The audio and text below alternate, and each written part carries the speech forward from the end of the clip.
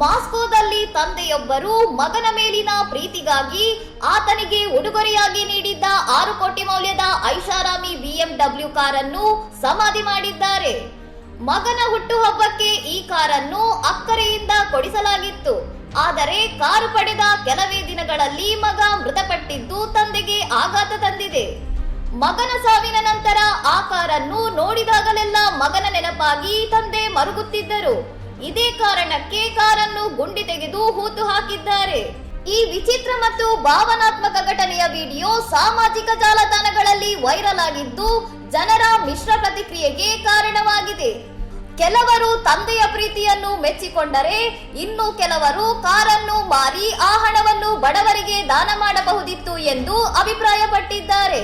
ಇನ್ನಷ್ಟು ಸುದ್ದಿಗಳಿಗಾಗಿ ನೋಡ್ತಾ ಇರಿ ಸೌರಂ ಟಿವಿ.